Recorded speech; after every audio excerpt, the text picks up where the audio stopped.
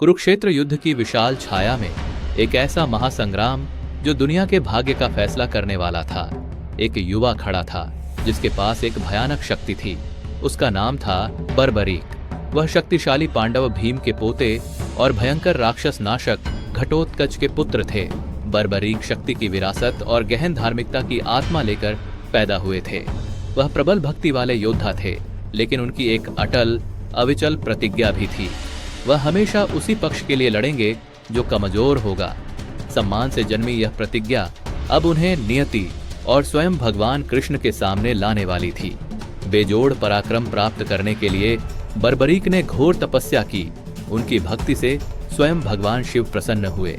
महान महादेव ने उन्हें एक शानदार दिव्य धनुष और एक तरकश से आशीर्वाद दिया, जिसमें सैकड़ों नहीं, दर्जनों नहीं, बल्कि केवल 3 बाण थे। लेकिन ये साधारण बाण नहीं थे, वे अचूक और अजेय थे। पहला बाण युद्ध के मैदान में उड़कर उन सभी लक्ष्यों को चिह्नित कर सकता था जिन्हें वह नष्ट करना चाहते थे। दूसरा बाण उन सभी व्यक्तियों या वस्तुओं को चिह्नित कर सकता था जिन्हें वह बचाना और सुरक्षित रखना चाहते थे। तीसरा बाण आदेश को पूरा करता था। यह विनाश के लिए चिह्नित हर चीज को नष्ट कर देता था, जबकि सुरक्षा के लिए चिह्नित लोगों को जरा भी नुकसान नहीं पहुंचाता था।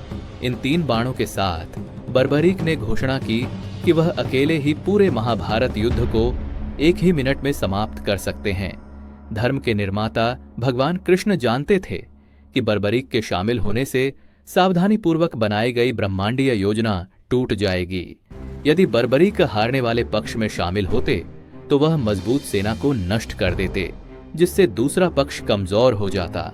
अपनी प्रतिज्ञा से बंधे वह फिर पक्ष बदलते और यह चक्र तब तक दोहराया जाता जब तक मैदान में प्रत्येक योद्धा मारा नहीं जाता और केवल बर्बरीक ही नहीं बचते।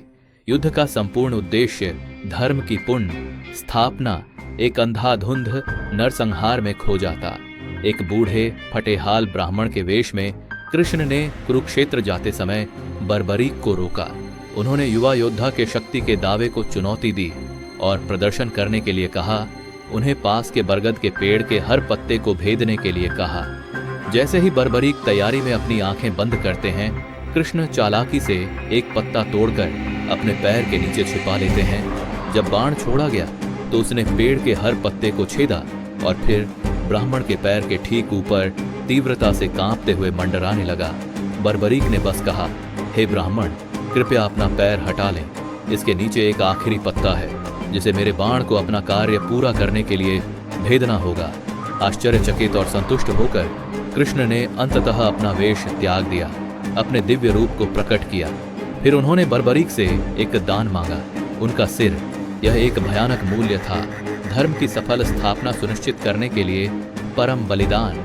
वह सिर जिसने धर्म को देखा, बर्बरीक ने जरा भी संकोच नहीं किया। अपने वचन से बंधे और अपने सामने ब्रह्मांड के स्वामी को देखकर वह मुस्कुराए, गहन स्वीकृति की मुस्कान। अपनी तलवार से उन्होंने अपना सिर काट लिया और कृष्ण को भेंट के रूप में प्रस्तुत किया। लेकिन ऐसा करने से पहले उन्होंने एक अंतिम अनुरोध किया। उन्हें युद्ध के मैदान को देखने वाली एक पहाड़ी पर रखा जाए ताकि वह पूरे युद्ध के साक्षी बन सकें। कृष्ण युवा योद्धा की पवित्रता और भक्ति से गहरे प्रभावित हुए।